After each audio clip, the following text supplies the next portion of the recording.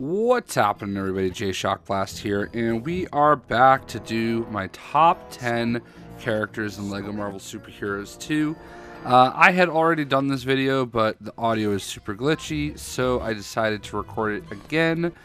I apologize for that. So this is kind of a spoilerish kind of video if you've already seen it, but you'll hopefully enjoy it again with better audio. So, as I always do, I like to start off my top 10 video with a couple of, characters that were honorable mentions. In this case, I have 3 that I had a really hard time leaving off the list, and we're going to go ahead and start right off with them. There are 236 characters and vehicles in this game. This is my Xbox save, so I don't have absolutely everybody unlocked, but I do have some of the DLC. I do like the DLC characters, but none of them made my list. Although if one of them is going to, it'd probably be Classic Yondu. So there is that. But without any further ado, I did have to talk about these 3 characters right here. Number 1, right here, we have Daredevil going into this awesome, sweet board pose, idle animation. Love it. They really improved Daredevil in this one. Would I have loved to have seen his Netflix costume? Absolutely, but I love the fact that they kind of added the horns. It's not just like a, a rounded off head. And I don't know, man, like they definitely beefed him up a bit, and that's what I like the most. Yes, some of these characters are reused, but they are characters that are just better overall. And one of the other characters on my list got that treatment as well. So Daredevil, really appreciate what they did there. All the stuff that he does. I don't love swinging through, but I do love that. And I love that little content look on his face. So, almost made the list, but not quite. Then we also had Mysterio. And I can't believe that I called him Electro the first time around. It was, I don't know, a Freudian slip is what I want to say. But it might be because we hear about that character later. I love his animation when he goes invisible. It's like, suh, dude, suh, oh, we're going invisible. And then, of course, when he gets idle and bored, he gets the little fish in his bowl, which is obviously what we've seen him called over the years. I love his animation. I'm not like, I don't know. I like Mysterio, even though he has that cheesy bull head. I think he's actually a really cool looking character with, he's almost like the Scarecrow for Spider-Man, without being all nightmarish. I like him, and of course he's not going into his fishbowl right now, but I'm sure you guys saw it earlier. And then of course we have Crystal, and I love Crystal because no matter what you need, she's like the Swiss Army knife. She does, right here, she's got the freeze blast, and then if you change her again, she's got freeze blast, and then if you change it again, she's got fire, and then if you change it again, she could have electric, but she went to freeze blast. But she basically does a little bit of everything, and I really do love that. She also flies. Not a character I thought I would appreciate, especially since she's been in the game before, but you get her as part of the story, and you have to use her quite a bit. So the best part about her that I just absolutely love is that when you need something, she's a great go-to. If you need to, melt something, the gold items with fire, she just automatically switches to it when you shoot it. If you need to fill up the electric meter, she automatically switches to electric. If you need to put out fire, she automatically switches to freeze. Her character knows what you're shooting at, so she's super useful. And I know there's probably, I think the Super Adaptoid does something similar to that, but for me, I didn't unlock Super Adaptoid until he was one of my last characters I unlocked on PS4, and I knew to unlock him this time around, so I got him a little bit sooner, but even then, I still didn't use him that much. But there you go. These are my 3 honorable mentions. I honestly also kind of feel weird not including Dormammu, because Dormammu has an incredible voice actor, and I wish he was more involved with the story. Just another realm. Oh, he didn't finish it. It's like just another realm. I do like Dormammu a lot, so I think He's my favorite character that grows. But anyway, those are my honorable mentions. There we go. I love his voice acting. I wish you could have it more. But anyway, those are my honorable mentions. So let's go ahead and get right into the top 10 list. Here we go. At number 10, we have Man-Thing. And Man-Thing is definitely not a character I ever thought would be on the list, but is very appropriate for the list because he's the exact type of character that you kind of want to see in these games, because I like to learn about new characters, and I think that's what I love the most about the LEGO games, is that there's a lot of characters I end up getting to learn, and Man-Thing is definitely one of them. And I just love a lot of the animations. I loved his boss battle. I think he's just a phenomenal character, and you learn a lot about like just how important he is. For me, he always seemed like he was just a Swamp Thing kind of ripoff. That's really all I kind of envisioned for him, but he's so much more, and he is the protector of the Nexus of Reality, I believe it is, the tree. We see that in the actual story, and it makes a lot of sense for the way they use it, with Kang kind of taking down the tree and everything kind of opening up. So I don't use him a ton, but like his animations are really awesome. Like everything about him is really cool, and I just really appreciated his usage in this game. A lot of people were really excited when he got announced, and I thought that was just really cool. Again, for me, I know that it's been, you know, a little touchy as far as the character list, but there's so many characters. You know, there's a ton of characters to choose from, and you're gonna learn a lot about them. You do unlock Throg in this section, and that's why I have him in the background.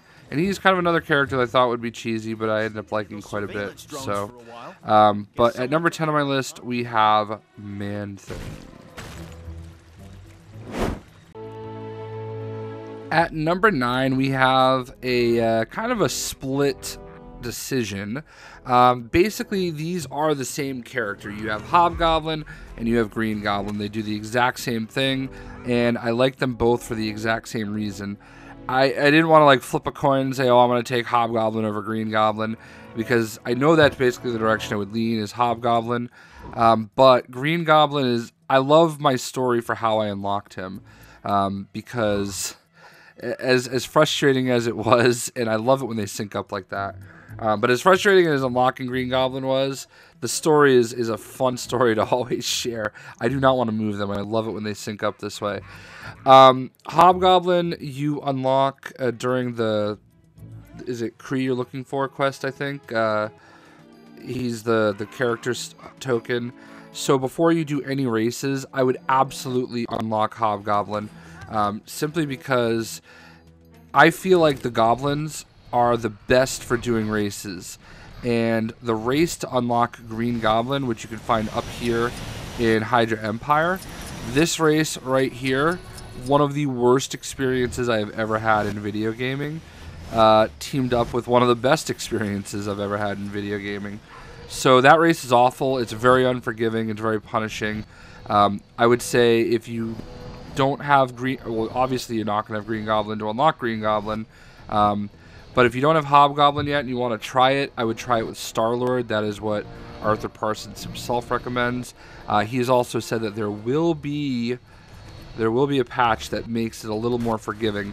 It's 60 checkpoints, and you like literally fly all across the map, and you do like loop-de-loops around things, and it's really tough. It's so tough that after like almost an hour of playing it, it's funny. There's two people. You're either gonna get it done on the first try, or you are going to you're gonna like rage about it for an hour. So like right off the gate, I'm already like struggling. So I know I ended up letting Pack Attack log into my account, and he did the race for me. And like I said, I was using Darkhawk and other characters like that to do this race. The goblins are way easier. I could not have even dreamed of getting this far into the race, but I let him log into my account and unlock him for me. And I will always remember that about this game because it was just hilarious to me. I know other people like Blitzwinger have said that they were able to do this race the first try, and that's great. Like, there are people that are good at races and there are people that are not. I mean, I've had a lot of people tweet at me that this race has just absolutely killed them and almost broken controllers out of it. I know that it looks like I'm doing it like pretty well right now, but like I said, it's purely because I am using one of the goblins and I'm not going through it fast. So I don't even know if I'm going to have enough time. See, this is where it gets a little unforgiving. I can't believe I'm doing this in my top 10 video. I'm probably not going to beat the race, but we'll see what happens. I love the goblins though. I think they are hilarious. And like I said, I wanted to say Hobgoblin would have been my favorite, simply because he's newer. We've had Green Goblin before, but I just appreciate unlocking Green Goblin that much more. Like my story that goes into it. See, it's also I don't understand what the point of the rings are.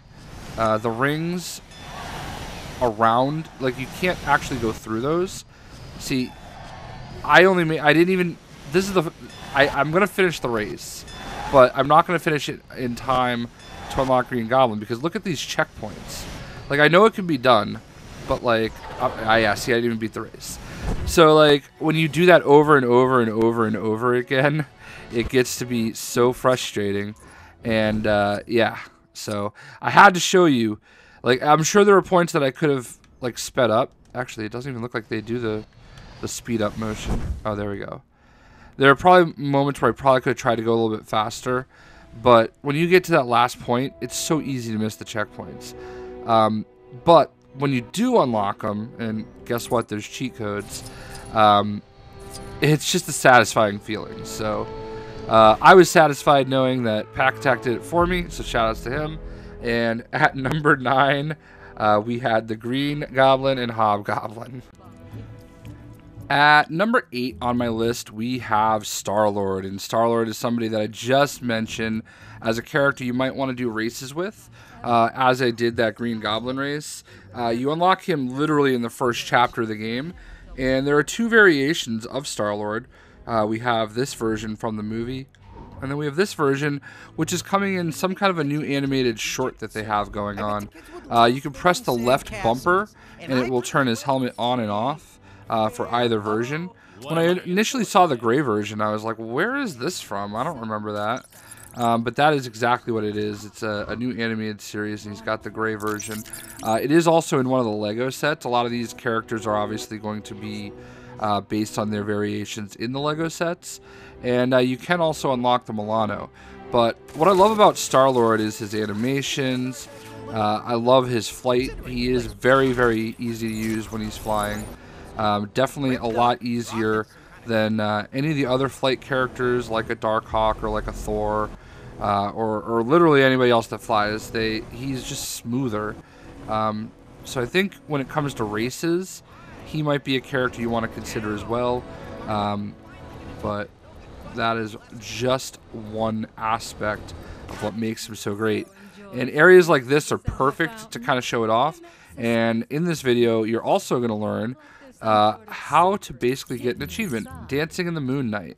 So Starlord is one of a few characters like Triton and Gwenpool and a few others that will play music. And if you can do this right here, you got 5 people that are dancing. That will get you the Dancing in the Moon Night achievement. And the best part is, if you just have them set this way and put the controller down, you will come back to a massive dance party. Of course, I was going to say, of course the police officer's going to throw it off. He's going to try to fight us, but nope, even he starts dancing. I love that they used the music from Guardians, but did like a kind of truncated version, a shortened version. Like, it's not the real version. There's so much detail, you can even see the little red dot going around in his cassette player. Starlord is definitely a favorite character of mine. Who does not love Chris Pratt? I mean, I do. I mean, I think he's single now too, man. I don't know. But I didn't think he would make my list though, because like a lot of times when I make my list, I try to get characters that like, you know, aren't the most popular characters. They're characters that I enjoy, but they aren't necessarily like the face of the game in many cases, which the Guardians are. But there's no way I could leave Starlord off the list. He's a great character to use. He was a go-to for me. And I mean, look at this dance party, bro. Look at this. It is pretty funny. So much appreciation and care went into this, and that is why Starlord is number 8 on my list. Whoa, whoa, whoa. Hey, hey. All right, enough of that. At number 7 on my list, we have Electro / Electro 2099. Not totally the same character, but basically the same character. I have always had an affinity for Electro as a Spider-Man villain. I don't know what it is. His mask is cheesy, but I love it. And I hated when they changed it up in Amazing Spider-Man, or was it number 2? I think it was Amazing Spider-Man 2.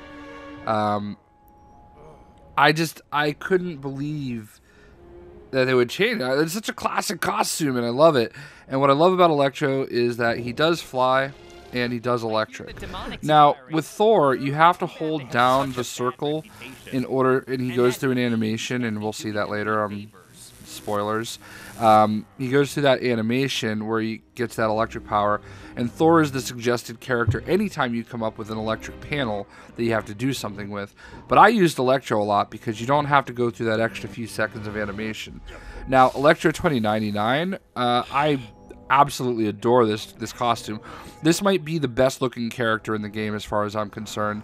That chest piece, basically, I want to use for every custom I make, and I didn't know anything about Electro 2099. I think a lot of people are absolutely in love with the 2099 characters. I just think that it's super cool, and Nueva York is my favorite area in the game. And this character, I used him as much as I could. He's a really cool look. You unlock him in a boss battle, and pretty early in the game. I think you're doing the symbiote surprise level. When you're doing all the pre-stuff for it, you'll end up unlocking him. And then Electro is standing behind Bill Roseman, Agent M, and Shocker in the Gwenpool mission Defying Convention. So it's the level with Howard the Duck and Forbish Man. So shout outs to Agent M and Bill Roseman, 2 great dudes. Met them both before multiple times. And shout outs to Electro 2099 and Electro here at number 7 on my list. At number 6 on my list, we have one of my favorite characters in all of Marvel Comics. We have Moon Knight. Moon Knight, they did such a great job with Moon Knight this time around, and his costume is just amazing. I love it. He's been in the other games before, and I love him every single time he's in the game. I mean, I really just do. And I just love what they did here. He's got his crescent. He's got his staff that expands, which is great. His eyes, his chest piece, like the way that the gold reflects and stuff. Super impressed. The very first level of the game, the Xandar level with the Guardians of the Galaxy, he is the character that you unlock there. I mean, when you jump with him, like, it's so cool. He's behind like a gold brick door that you have to like blow out. You have to go in free roam to get. He glides. So he's a fantastic character. If you're not a Moon Knight fan, if you don't know a lot about him, you should definitely check him out. He's basically Marvel's Batman in a lot of ways, only a little bit crazier. They could not have done a better job with this character, and you know, he's just awesome. The only thing they could have done that would have made him a little bit better is included him in the story. Moon Knight is like the character that will not die for Marvel Comics. Like, no matter how many times his comic gets canceled, it just comes back with a new writer and a new artist like 6 months later. And he's so crazy that, you know, he just basically forgets his past existence. Everything about this Moon Knight is phenomenal. And I'm sure people are wondering who my character in the background is. This is my sort of custom Moon Knight Secret Avengers. Everybody wants me to make Mr. Knight, but it's not possible. There's not a possible way to make him properly. There's not a white suit like chest piece. Everything has to be white. And I'm not going to make a character that's close because it's not right. So I'd love to make Mr. Knight, but I don't think there's a way to do it. I love that when he looks at his little staff that even his eye turns into a crescent. So this is a fantastic character, and I really hope people check him out if you don't know a lot about him. Moon Knight, number 6 on my list.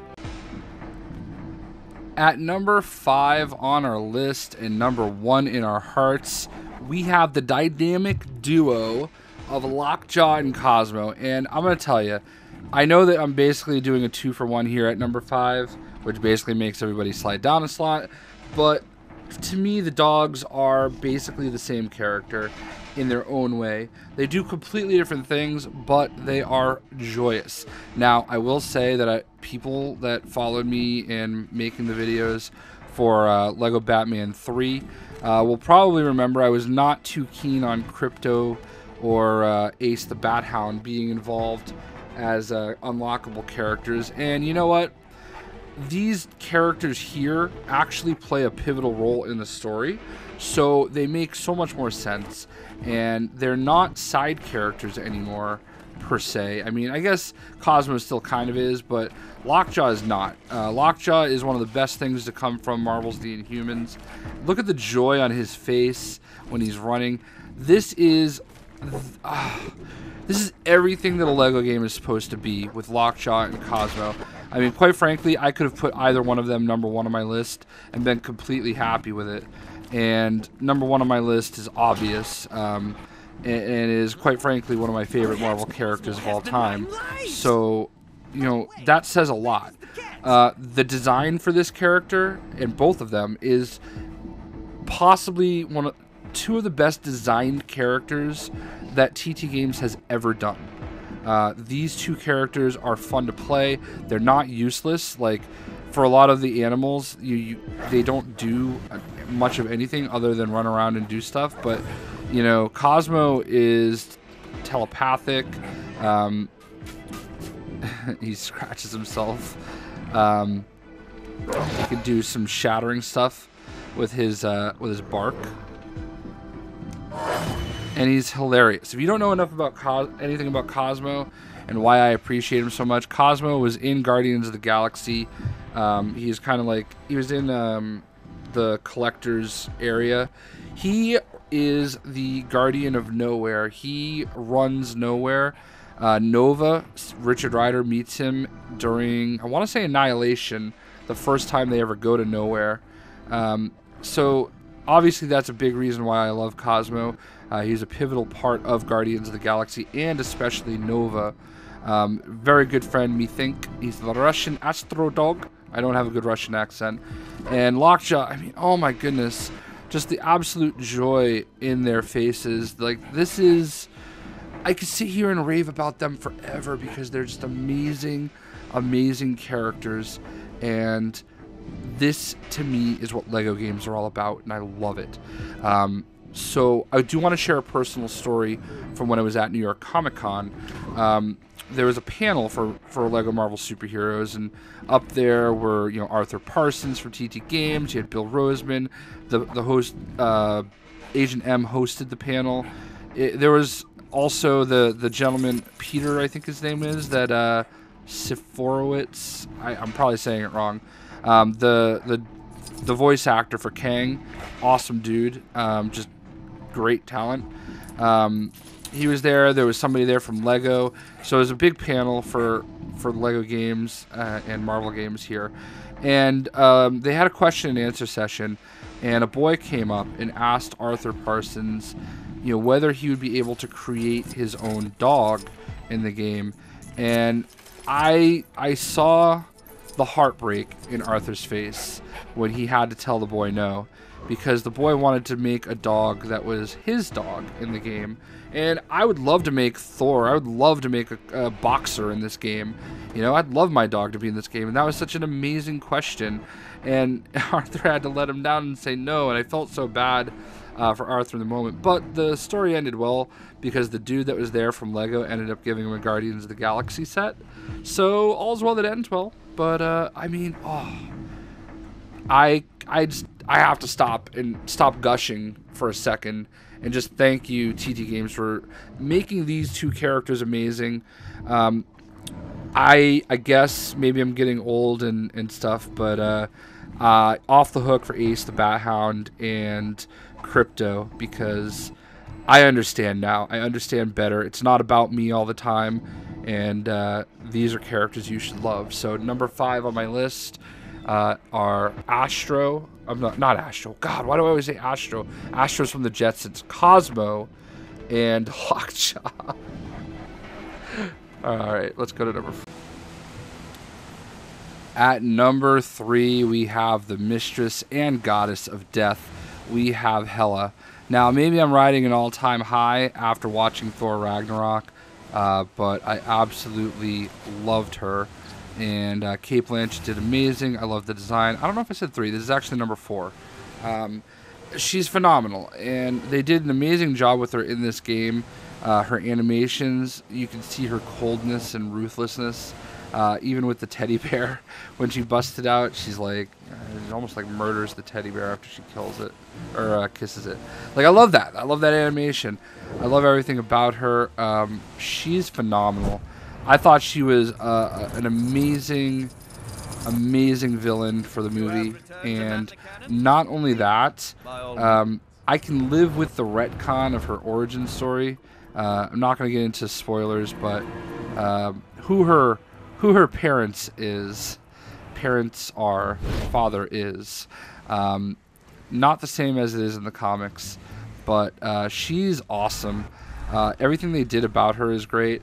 Like, even nailing her animations where she spins, like, that's something that she does in the movie, and it's so cool. She's an awesome looking character. I love the little kind of green haze that grows around her, or glows around her. I mean, just awesome. And her boss battle is one that you want to do right away. You will unlock it right here on the Rainbow Bridge of Asgard once you complete all the missions in Asgard. So I would definitely recommend going after Hela right away. She flies, so she's really great like that. She does all sorts of cool stuff, and you're really going to enjoy playing her. Absolutely, by far and away, my favorite female. Well, actually, no, not my favorite female character in the game. I had to stop myself there, and I guess you'll find out when we get to number 2. But at number 4, we have Hela. And we're not going to go very far to get to number 3, because hanging out right behind her is the God of Thunder. Not the God of Hammers, the God of Thunder. We have Thor. Now, for those of you that don't know, my dog's name is Thor. He's a boxer. He's awesome. He's the God of Slobber. I love Thor. Like, Thor is one of my top 5 favorite comic book characters of all time. I would say after Nova and Deadpool, he is probably number 3. Yeah, I would probably actually put him above any DC Comics character as well. And I just adore Thor. I've loved Thor forever. He's been one of my longest, favorites. Ever since I saw Adventure in Babysitting, even, back in the day. Thor is just such a, I just love Thor. And Chris Hemsworth nailed it as Thor. And this version of Thor is definitely my favorite in a Lego game. I love that he has his helmet on. I wish there was a Gladiator Thor. That would be phenomenal, where he had an alternate costume. I don't know why they weren't able to kind of sneak that in, but who knows? Maybe on that thank you pack that everybody's hoping is nothing but X-Men characters. But, we'll see. Obviously, as I mentioned earlier, he goes through this animation to get his electrical powers. So that's the reason why I end up using characters like Electro or Crystal a little bit more than him. But you definitely saw Thor quite a bit in my videos when I was unlocking characters.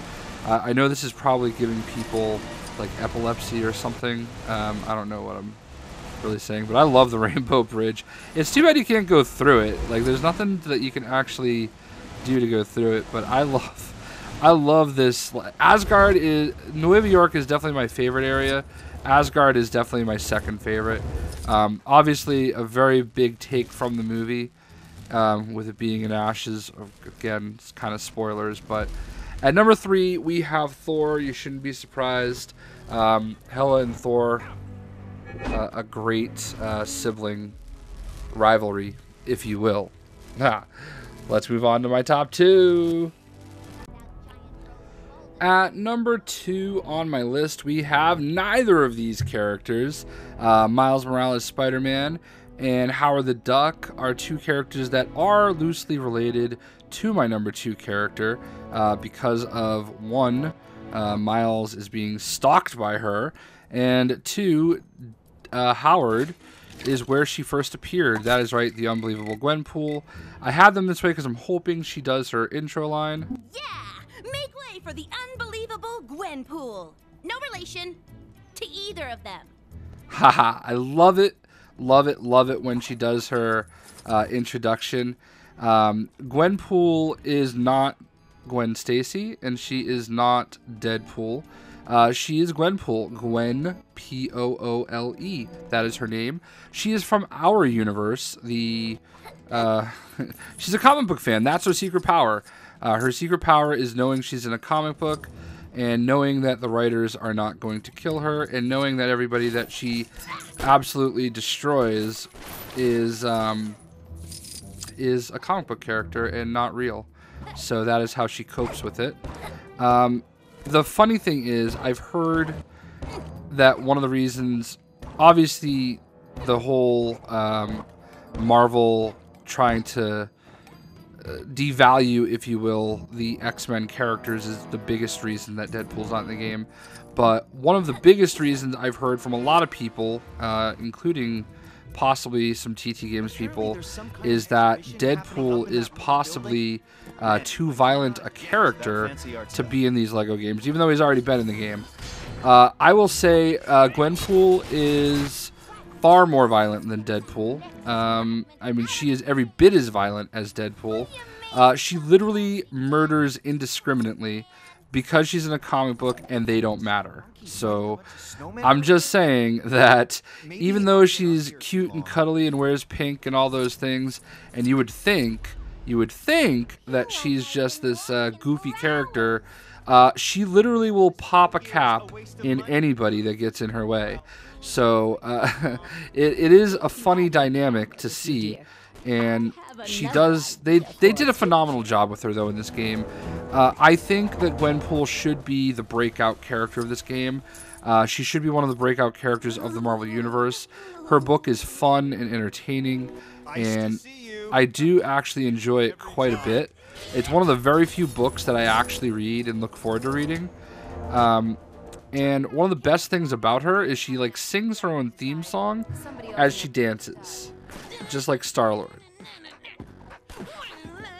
Saw a monkey fighting a bunch of snowmen earlier? Maybe I've been up here.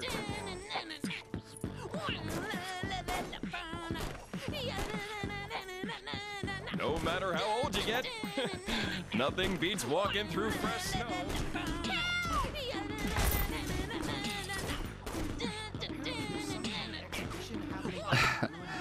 The funny thing is, I'm not actually shooting her gun. She just does that on her own, because even when she's goofing around, she's just completely oblivious.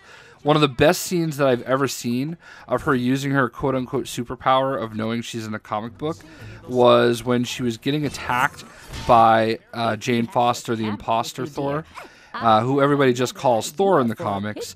And in order to get her to stop attacking, she called her Jane, and she just froze in her tracks.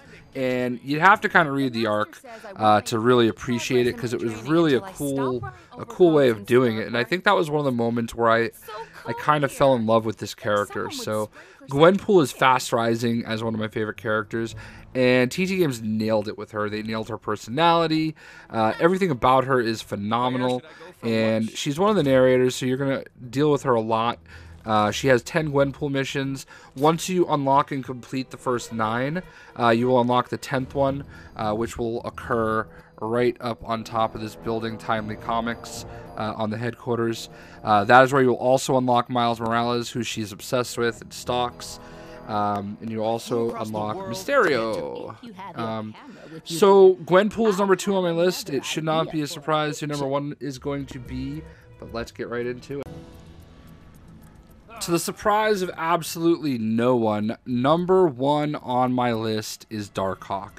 Darkhawk is a very special character to me, and just this week, I actually got to walk into a comic book shop and buy a Darkhawk comic book, Darkhawk number 51. It was honestly really surreal and awesome. I never thought we would see another Darkhawk comic again, and after reading Darkhawk 51, they leave it in such a great place where he has to at least join Guardians of the Galaxy at the bare minimum, but hopefully he ends up getting his own book. Chris Powell is just one of the most important comic book characters out there for me. I've gushed about him longingly for so long in the lead up to this. I was so excited when he got added to the game. He's always in every top however many characters I want to see in the game video I've ever done. He's always been either number 1 or number 2, depending on if I put Nova up there or Deadpool. This is my most requested character, and you're welcome. Because of me, Darkhawk is in LEGO Marvel Superheroes 2. All hail King Jay. You should be unlocking this character immediately.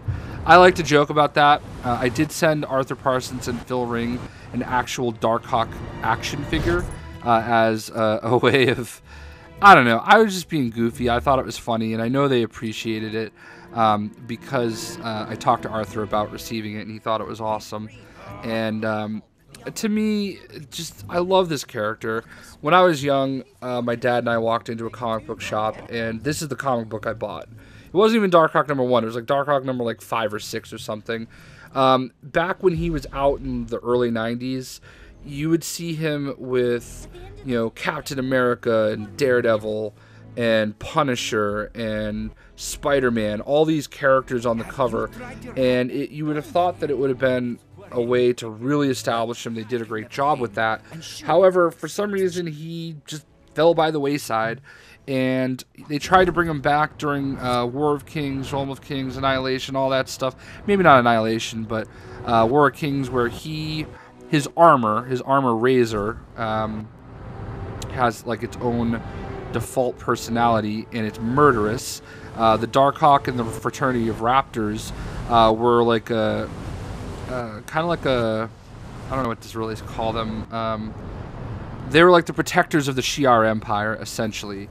That's what they were supposed to be. And he ends up not Chris Powell, but the sentient version of the armor ends up murdering Lilandra, and he's framed for it. Lilandra being the queen of the Shi'ar. The king of the Shi'ar is now Gladiator after that, but I digress. Gladiator, why isn't he in this game? Seriously. I don't understand that one. But, so that's addressed in Darkhawk 51, and they leave it in such a perfect place. The real person that I have to thank for this is Bill Roseman. Bill Roseman was an editor of that whole run of the comics where Darkhawk and Nova and the Guardians of the Galaxy really blew up. And he has been a huge proponent of Darkhawk in video games. I'm so happy to have him in the game. I'm sorry the Disney Infinity disc doesn't count, even though I still have it and will always have it, because you don't even really see Darkhawk in that case. But this is a character I really hope people can check out. I really hope you go pick up Darkhawk 51 in your comic shop right now. If you find a variant cover, get it for me and I'll pay you. I mean, obviously, if you're hearing this 10 months down the road, I probably already have it, but I digress. My absolute favorite character in this game is Darkhawk. I'd love to know, now that we have this video up with the audio fixed, who are your favorite characters in this game? You don't have to give me a top 10. If you want to just give me like a top 3 or a number 1, whatever it may be, that would be fantastic. There are a lot of awesome characters in this game, and I know a lot of people are disappointed in the characters that are not in the game, not being in the game. I understand. Let's just hope that Disney buys Fox, because, you know, that'll make everything better, and we know that Lego Marvel 3 will end up being full of your X-Men and Fantastic Four, if that is the case. So, I hope you guys enjoyed this fixed audio version. I had to re-record everything, but it's okay because I love making these videos, and I hope you guys enjoyed. We'll see ya.